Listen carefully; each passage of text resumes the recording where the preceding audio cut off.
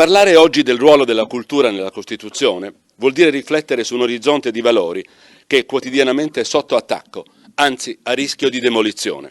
Perciò è tanto più importante il segno di speranza che viene oggi da Udine. Per mostrare che non ho esagerato nel dire quel che ho detto, vorrei prima ancora di parlare di principi costituzionali ricordare qualche fatto e qualche dato indubitabile. Nessun paese al mondo ha una Costituzione che affermi il diritto alla cultura con tanta forza e coerenza come la nostra. Eppure, nessun paese in Europa ha tagliato gli investimenti pubblici in questo settore quanto l'Italia. Cito un solo fatto fra molti. Nel giugno 2008 l'allora ministro Bondi, appena insediato al Ministero dei Beni Culturali, dichiarò alla Camera e al Senato con identiche parole, cito, «L'Italia è agli ultimi posti in Europa per la percentuale della spesa in cultura sul bilancio dello Stato, 0,28% contro l'8,3% di Svezia e il 3% di Francia». Questa è la dichiarazione di Bondi, aggiungendo «mi impegno a invertire questa tendenza negativa». Era il 3 giugno. Il 30 luglio il suo bilancio fu tagliato del 50%, fu tagliato di oltre 1 miliardo di euro senza che il ministro Bondi fiatasse. A colpi di decine di milioni lo stesso ministro e i suoi successori Giancarlo Galan e Lorenzo Ornaghi hanno totalizzato ulteriori tagli per altre centinaia di milioni, proseguendo una politica miope fondata non solo sul continuo calo delle risorse, ma anche sull'assoluta mancanza di turnover del personale tecnico-scientifico dei beni culturali, soggetto a continuo invecchiamento.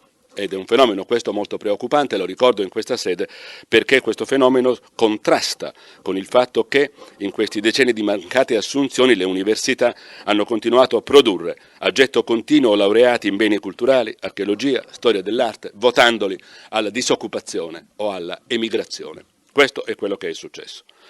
Questa politica dei nostri governi, di ogni segno, si è radicata a lungo fino alla recente, timida, ma bisogna dire anche che c'è stata una piccola inversione di tendenza annunciata dall'attuale ministro Franceschini con l'incremento del bilancio del suo ministero dell'8%, certo rispetto a un taglio di quelle portate è poco, dell'8% nel 2016, del 10% nel 2017, con l'annuncio, a mio avviso ancora più importante, della progettata assunzione di 500 archeologi, storici dell'arte, restauratori, archivisti, bibliotecari e architetto. Pochissimo rispetto alle vere esigenze, ma già qualcosa rispetto alla lunga afasia e paralisi dei governi precedenti. Ma i dati della situazione italiana sono davvero allarmanti. Quelli che sto per offrire si basano su una sola fonte, la Presidenza del Consiglio. Il rapporto I flussi finanziari pubblici nel settore cultura e servizi ricreativi.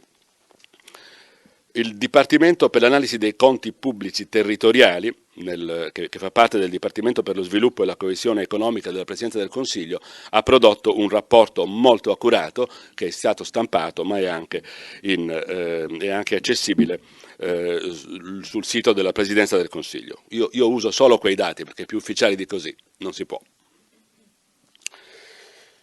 Questo rapporto è molto interessante, come vedremo, anche perché contiene dei dati disaggregati per regione, io non posso entrare così nel merito, ma si apre anche opportunamente con una valutazione del contesto internazionale.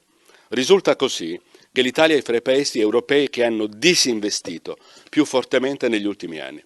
Fino al 2009, secondo questo rapporto, l'Italia spendeva in cultura lo 0,9% del PIL, ma è calato allo 0,6% nel 2011, finendo così all'ultimo posto fra i paesi dell'Unione Europea. E da allora il calo si è accentuato. Gli ultimi anni fino al 2014 confermano questo dato. Lieve incremento nelle regioni del nord, quelle del centro stabili sugli stessi valori, al sud un ulteriore, drammatico calo. In Europa l'Italia ha il più alto disinvestimento nel decennio, meno 33,3%, più del doppio del disinvestimento della Grecia. La Grecia ha disinvestito il 14,3%. Intanto altri paesi, dall'Olanda all'Ungheria, dalla Danimarca alla Slovenia, investono nel settore oltre l'1,5% del PIL e quasi tutti gli altri paesi oscillano fra l'1 e l'1,5%. La performance italiana è imbarazzante, anche se valutata come fa il rapporto solo in relazione al PIL. Se poi però la valutassimo in relazione alla importanza del patrimonio culturale italiano, al fatto che nessun paese ha una diffusione capillare del patrimonio sul territorio che abbia l'intensità di quello italiano, questa performance diventa ancora più imbarazzante. L'Italia dovrebbe spendere più degli altri e invece spende meno. Secondo il rapporto da cui sto citando, la contrazione della spesa nel settore è stata più pesante che in qualsiasi altro, da 51,62 euro pro capite nel 2000 a 30,52 euro pro capite nel 2011 e da allora è calato, anche se non ci sono ancora dati definitivi, almeno secondo questo rapporto. Ma è anche questo significativo, che i dati significativi non raggiungono la Presidenza del Consiglio con 3 o 4 anni di ritardo. Questa contrazione della spesa è distribuita nelle diverse aree del Paese in modo non uniforme. Il disinvestimento è rilevante dappertutto, però colpisce specialmente le regioni del sud, accentuando il suo divario storico dal centro-nord.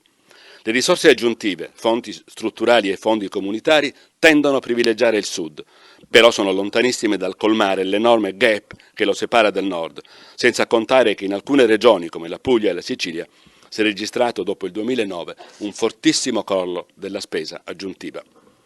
Il fatto che il Sud sia così fortemente svantaggiato è dovuto anche a una circostanza importante. Nel Nord le fondazioni hanno spesso un ruolo di fatto sostitutivo e non solo aggiuntivo rispetto agli investimenti pubblici. Ma questo ruolo non funziona proprio dove ce ne sarebbe più bisogno, nel Sud, perché nel Sud le fondazioni praticamente non ci sono. Nel Sud né i fondi strutturali, né i fondi di origine europea, né le imprese pubbliche territoriali riescono a sanare il gap. In altre parole, Sud e Nord, risulta dal rapporto della Presidenza del Consiglio, si stanno velocemente allontanando ancora di più l'uno dall'altro. Vi leggo alcune frasi della conclusione di questo rapporto. La cultura è tradizionalmente un asse strategico nelle dichiarazioni degli amministratori nelle dichiarazioni di amministratori e politici, ma è al tempo stesso il primo oggetto di taglio di risorse in tutte le fasi di restrizione della finanza pubblica. L'analisi delle dinamiche di investimento e di spesa, continua il rapporto, sto citando, evidenzia che lo sviluppo del settore necessita un'offerta pubblica in grado di stimolare la domanda, e ciò soprattutto nei territori caratterizzati da un grado inferiore di sviluppo sociale ed economico. Prevale invece, continua il rapporto, una visione del settore culturale come lusso per tempi felici, effimero rispetto ad altre esigenze. Il rapporto raccomanda perciò, cito ancora, una chiara e lungimirante politica nazionale nell'ambito di una governance unitaria.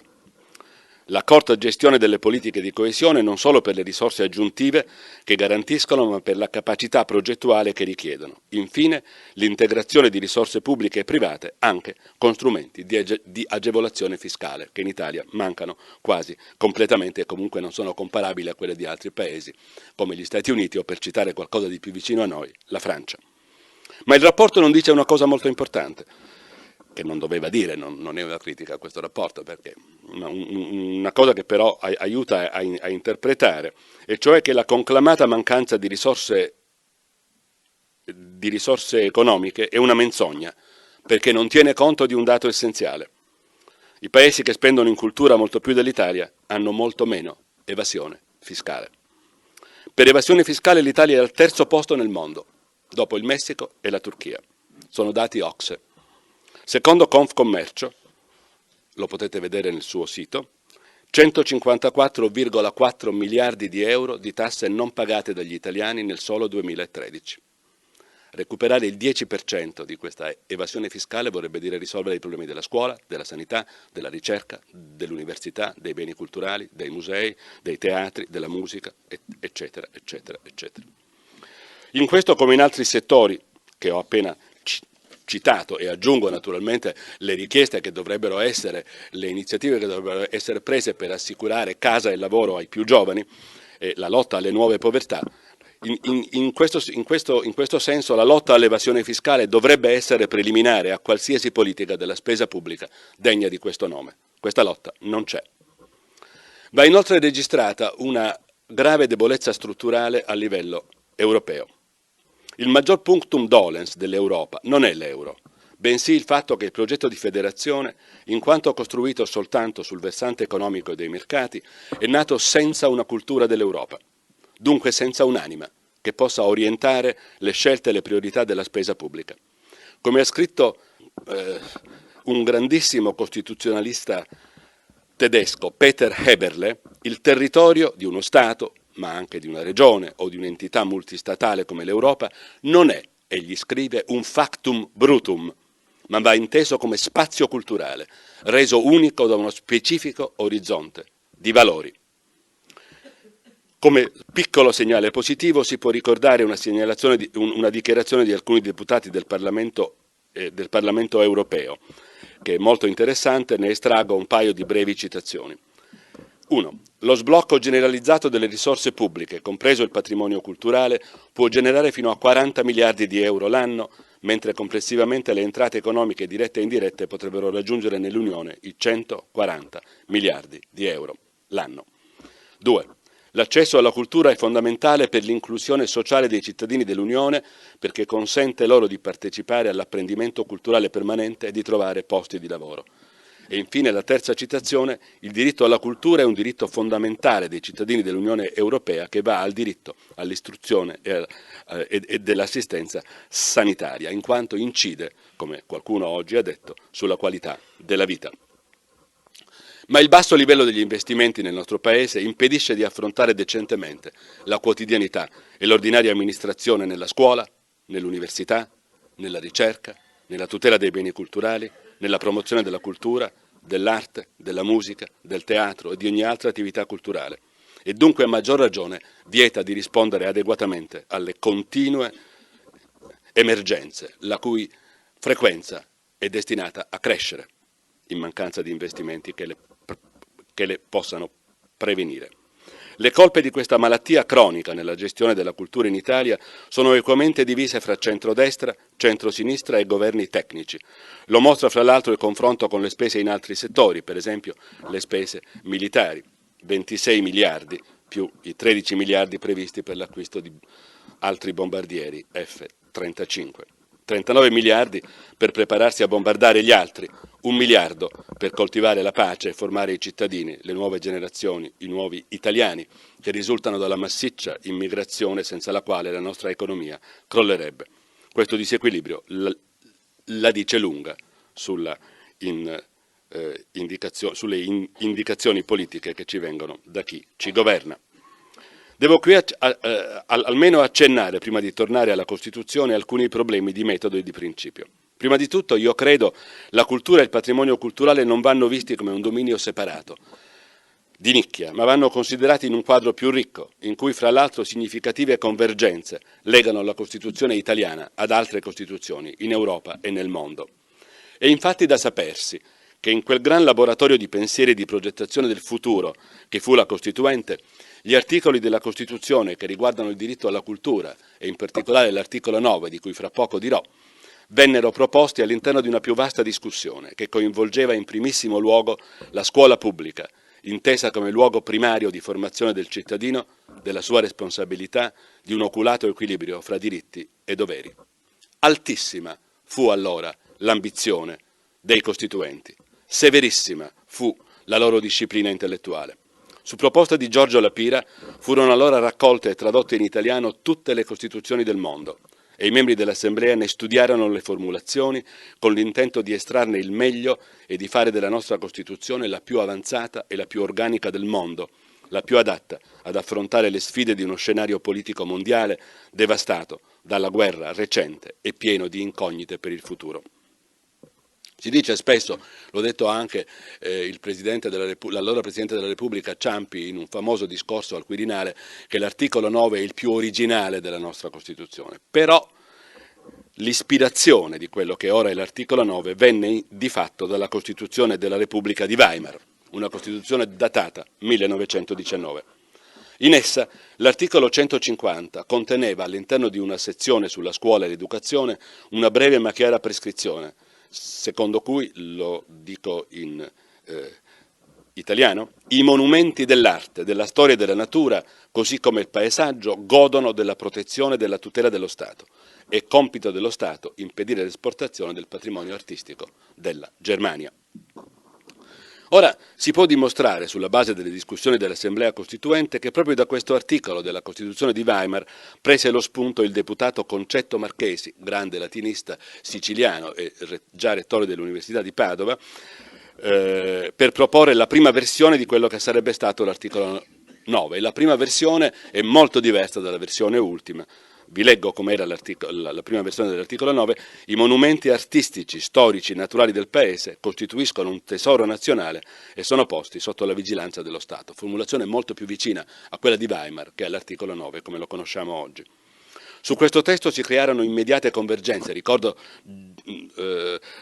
tra gli altri, perché è particolarmente importante, non solo Dossetti, ma un giovanissimo deputato democristiano, Aldo Moro, che con Concetto Marchesi avrebbe poi seguito fino in fondo le vicende dell'approvazione dell'articolo 9.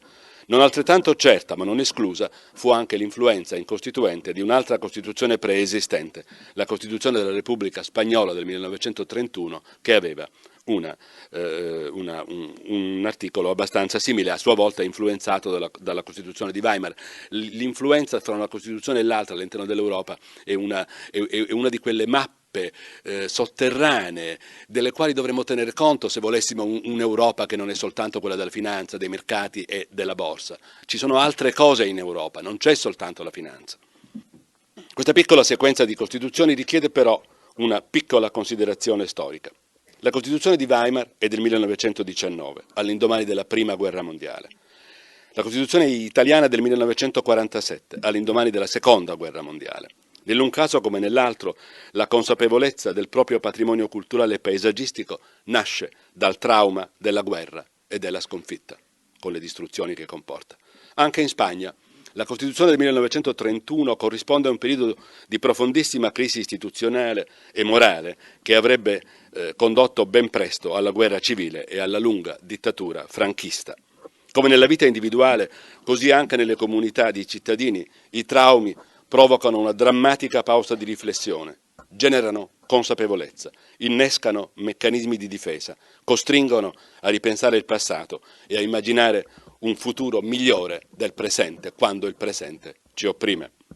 Il dolore della perdita, come quello della morte, è un momento di focalizzazione suprema dei meccanismi sociali, mette allo scoperto quello che prima era celato e lo proietta oltre l'ostacolo, verso il futuro. Lasciatemi citare un grandissimo scrittore turco che io amo molto, Orhan Pamuk.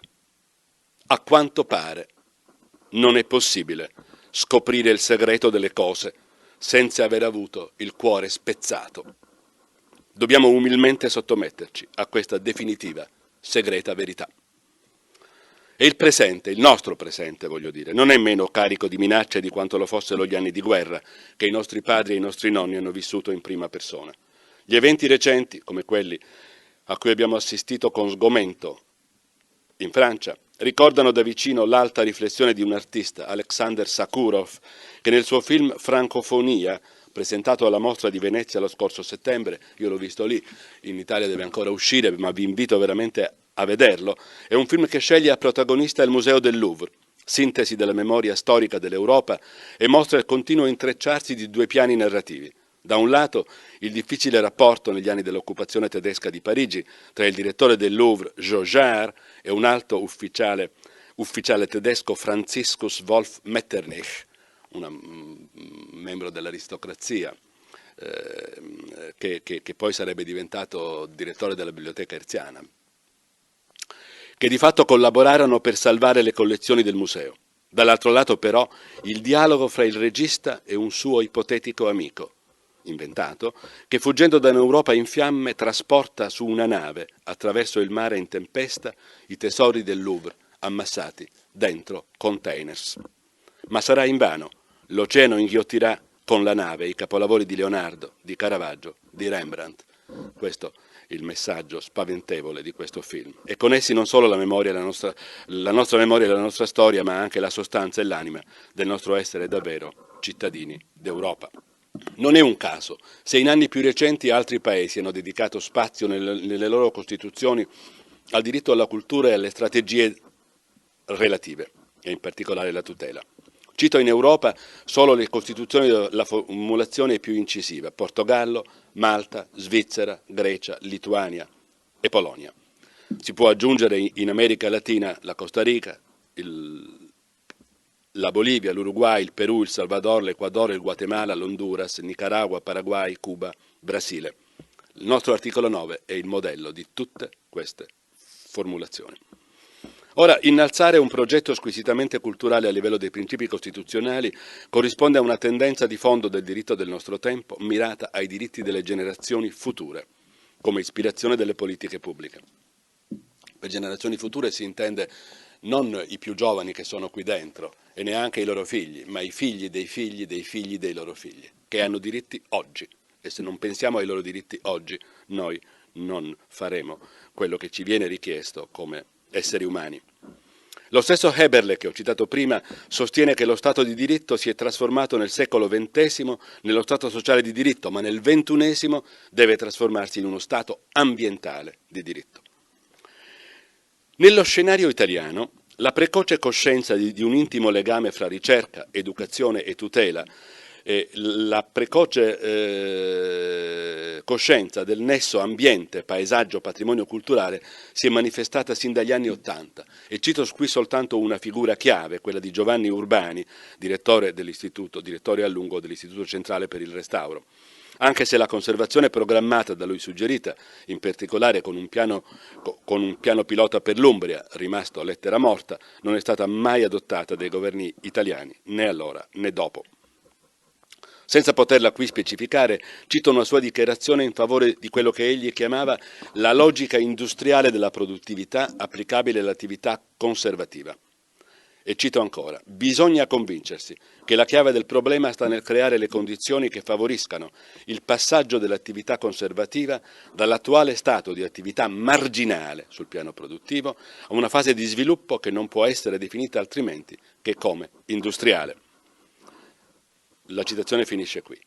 Secondo Urbani, un intimo legame contestuale fa del territorio e dell'ambiente, città, campagna, paesaggio, un continuum inscindibile da tutelare nel suo insieme. Le relative politiche pubbliche di investimento dovrebbero innescare, dice Urbani, dei potenti meccanismi di sviluppo e di occupazione.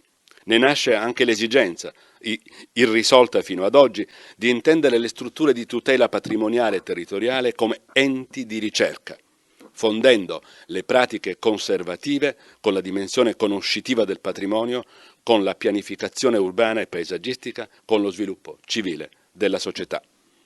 Connesso con questo, ma non meno importante, è un altro punto: le città, i paesaggi, il patrimonio storico, artistico e archeologico, le strategie e i luoghi della ricerca e della formazione, l'insieme del territorio vanno intesi, nel senso precisato da Heberle che ho ricordato, come spazio culturale e dunque meritano forti e mirati investimenti pubblici. Per dirlo con altre parole, la definizione di patrimonio culturale, così come quella di paesaggio o di ambiente, non deve essere essenzialmente di natura estetica, qualcosa da guardare, ma di natura etica, se volete persino etologica, qualcosa dentro cui vivere, con cui vivere, da migliorare, pensando ai nostri pronipoti. Al nesso forte fra scuola, ricerca e università, implicito nella tessitura della nostra Costituzione e ulteriormente chiarito da chi voglia leggere la discussione relativa nell'Assemblea Costituente, che è importante per l'interpretazione anche dal punto di vista giuridico, a quel nesso va imputato il valore fortemente educativo delle azioni di ricerca e di tutela sul nostro patrimonio e sulla nostra storia. Queste azioni di ricerca e di tutela non sono un ornamento, non sono marginali, non sono un optional. Hanno il compito di conoscere intimamente il patrimonio culturale e paesaggistico, conoscerlo per farlo conoscere a tutti i cittadini, in modo che ciascuno lo consideri cosa propria, come appartenenza necessaria alla comunità di cui ciascun cittadino fa parte. Non per caso l'articolo 9 usa il cruciale termine nazione, che nell'intera Costituzione ricorre soltanto 3 volte. In tal modo il patrimonio culturale e il paesaggio diventano legante della comunità, garanzia di cittadinanza, strumento di eguaglianza fra i cittadini e dunque di democrazia. Questo, e non può esservi dubbio, è il progetto della Costituzione, un progetto che ancora oggi ci affascina e ci interroga.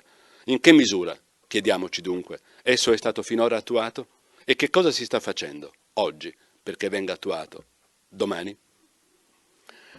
L'orizzonte culturale nelle arti, nella ricerca, nella scuola, nell'università, nella tutela di ambiente, di paesaggio, di patrimonio culturale, può essere efficacemente definito come teatro della democrazia, in quanto incarna valori collettivi e permanenti e richiede quella specie di lungimiranza bifronte a cui siamo chiamati noi che lavoriamo nelle università. Una lungimiranza volta sia al passato che al futuro, volta a conservare la memoria e la storia, ma anche a garantire i diritti delle generazioni future.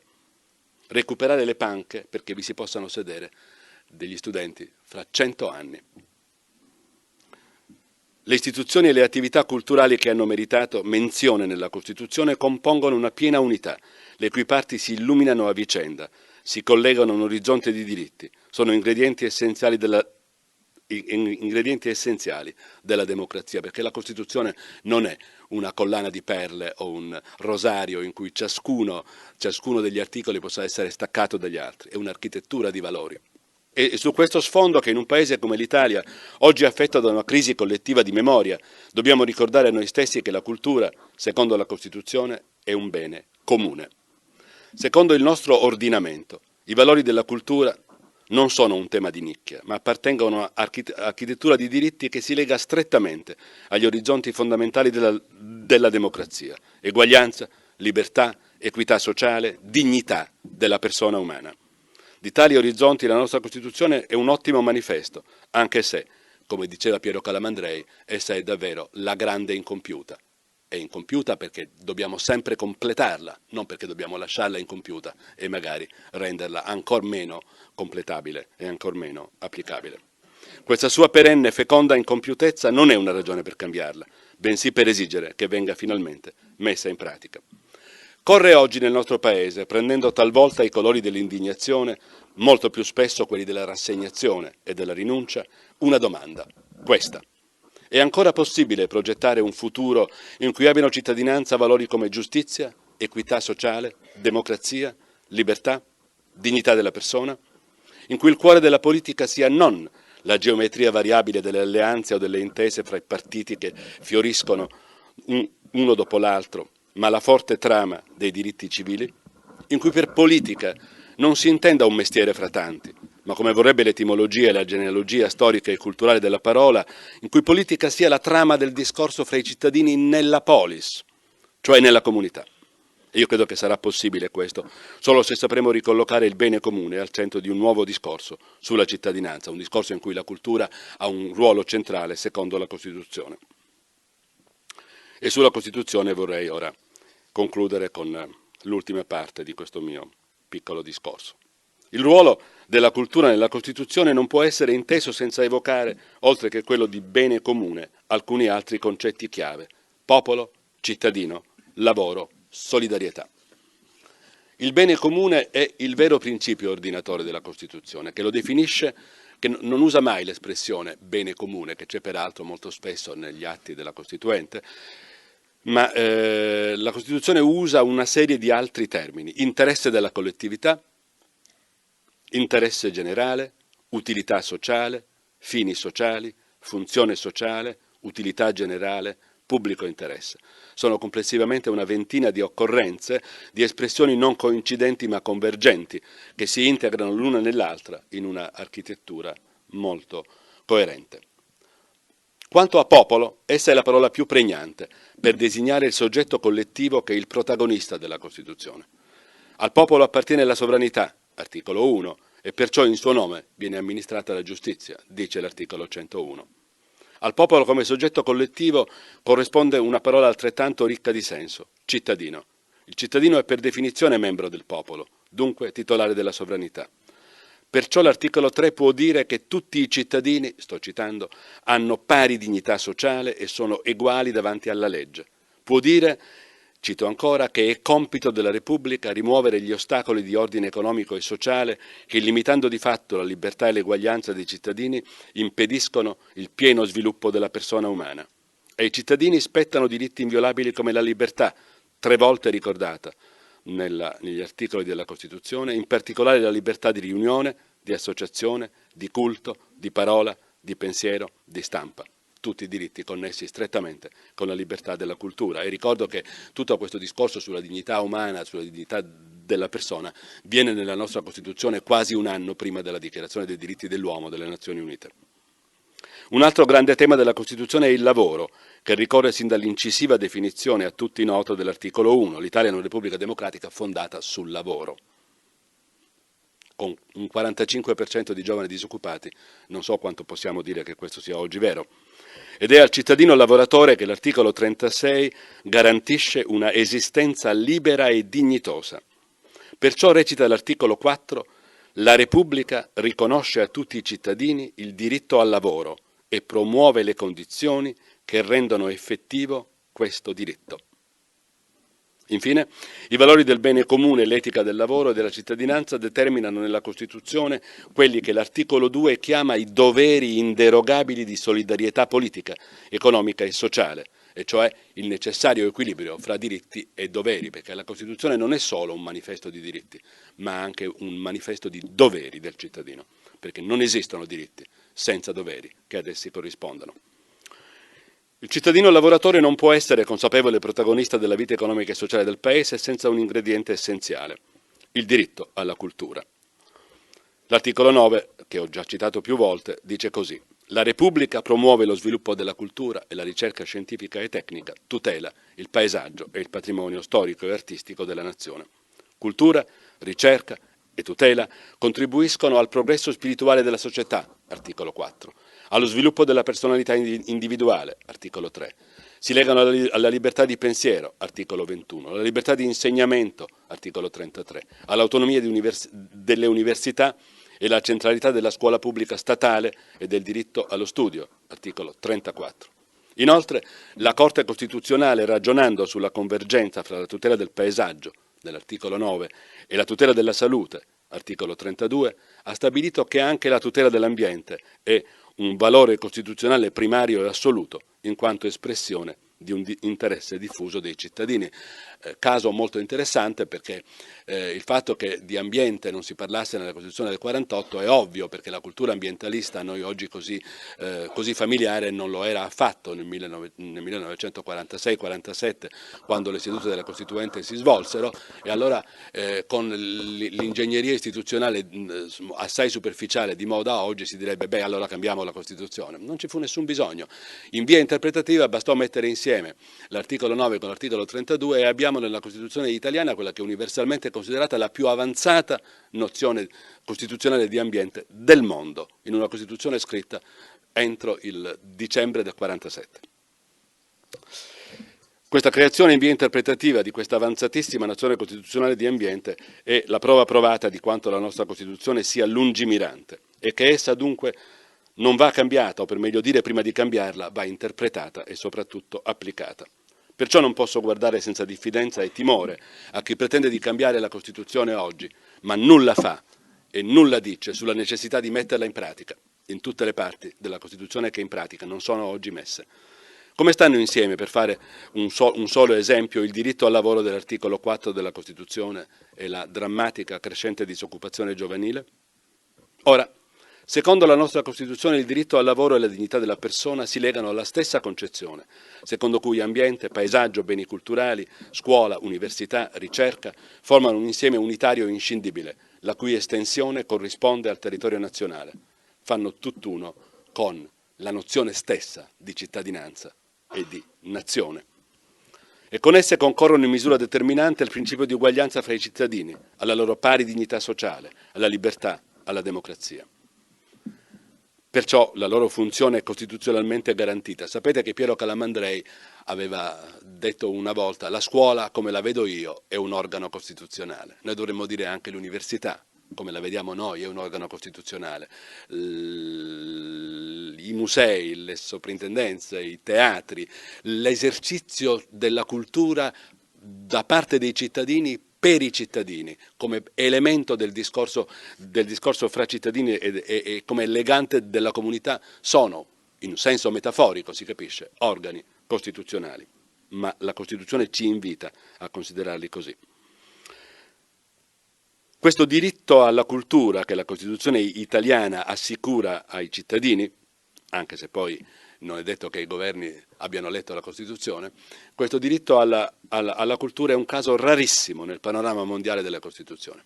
La più illustre, quella degli Stati Uniti, che è sempre la stessa dal 1789, con una ventina di emendamenti, alcuni dei quali a loro volta cancellati da altri emendamenti, e che gli americani non sentono il bisogno di cambiare, ma che considerano un testo sacro, non contiene nulla che somigli a queste cose che ho appena citato.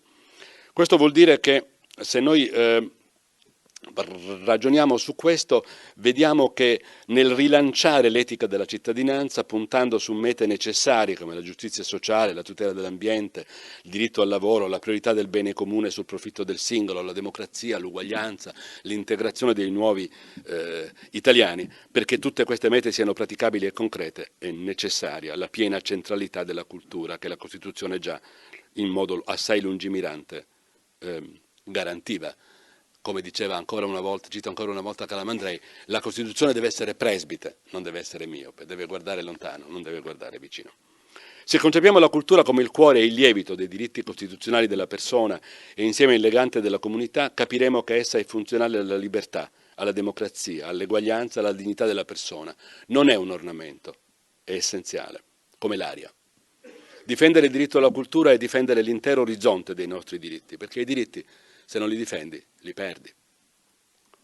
Ma se non li conosci, non saprai difenderli. Questa è la nostra funzione di insegnanti, anche se insegniamo materie molto diverse, come è il mio caso. La funzione della cultura è anche questa, far conoscere i nostri diritti, lo spessore storico, filosofico, etico, religioso. Un classicista come me può citare la democrazia antica, anche per dire quanto era differente, perché la democrazia di Atene non contemplava il voto alle donne e c'era la schiavitù, quindi non è che dobbiamo dire che dobbiamo essere democratici come Pericle, dobbiamo esserlo molto di più, però dobbiamo sapere che cosa voleva dire democrazia, da dove viene la parola democrazia, non soltanto dal punto di vista dell'etimologia linguistica, ma della genealogia culturale. Anche questo è il compito dunque di chi pratica le scienze storiche, ricordarsi e ricordare che la storia non è evasione, non è una via di fuga dal presente, una sorta di tranquillante che ci allontana dalle urgenze dell'oggi regalandoci un'oasi di tranquillità e di pace. Al contrario, la storia ci deve aiutare a interpretare le radici delle nostre urgenze e dei nostri problemi per dar corpo e per dar ragione ai nostri disagi. E vorrei dirvelo proprio con le parole di un grandissimo storico antico del primo Novecento, Gaetano De Sanctis. Capovolgendo un famoso detto, egli ha detto: la vita è maestra della storia, non la storia è maestra della vita. Che cosa vuol dire? Sono le urgenze del presente che ci spingono a rileggere le vicende del passato non come accumulo di dati eruditi, non come archivio polveroso, ma come memoria vivente delle comunità umane. Solo questa concezione degli studi storici può trasformare la consapevolezza del passato in un lievito, in un ingrediente per il presente, in un serbatoio di idee e di energie per costruire il futuro. È infatti dovere, anzi mestiere degli storici, coltivare per mestiere uno sguardo lungo verso il passato, ma anche verso il futuro. Una visione delle cose e degli uomini che riguarda il passato e l'avvenire, premessa necessaria se vogliamo costruire un qualche avvenire che meriti la nostra attenzione e il nostro desiderio. Ricordo, perché sempre attuale, il forte ammonimento di Bertolt Brecht per la difesa della cultura al Congresso internazionale degli scrittori. Si abbia pietà della cultura, diceva Brecht, ma prima di tutto si abbia pietà degli uomini. La cultura è salva quando sono salvi gli uomini. Non lasciamoci trascinare dall'affermazione che gli uomini esistono per la cultura e non la cultura per gli uomini. Riflettiamo sulle radici del male, scendiamo sempre più in profondo attraverso un inferno di atrocità, fino a giungere laddove una piccola parte dell'umanità ha ancorato il suo spietato dominio, sfruttando il prossimo a prezzo dell'abbandono delle leggi della convivenza umana, sferrando un attacco generale contro ogni forma di cultura. Ma la cultura non si può separare dall'attività produttiva di un popolo, tanto più quando un unico assalto violento sottrae al popolo il pane e la poesia. Per un italiano non c'è arma migliore per condurre questa battaglia di cui parlava Brecht della nostra Costituzione. Dalla nostra indignazione giusta deve nascere un rinnovato esercizio di quello che si può chiamare il diritto di resistenza, altissimo principio che percorre tutta la storia italiana intrecciandosi con altre cose, più frequenti statisticamente, la tendenza a servire. Se la tendenza a servire è una costante della storia italiana, dovuta, alcuni dicono, alle dominazioni straniere, ma non voglio entrare in considerazioni storico-antropologiche di questo tipo, il diritto alla resistenza però continua ad emergere. Per concludere ne ricorderò due soli momenti. Il primo è l'articolo 15 della Costituzione della Repubblica Partenopea del 1799, che diceva così: la resistenza è il baluardo di tutti i diritti. Mica male per il 1799. Il secondo è un articolo della nostra Costituzione che fu proposto da Giuseppe Dossetti, grandissimo costituente, grandissimo italiano, nella seduta della Costituente del 21 novembre 1946. Ve lo leggo. La resistenza individuale e collettiva agli atti dei poteri pubblici che violino le libertà fondamentali e i diritti garantiti dalla presente Costituzione è diritto e dovere di ogni cittadino.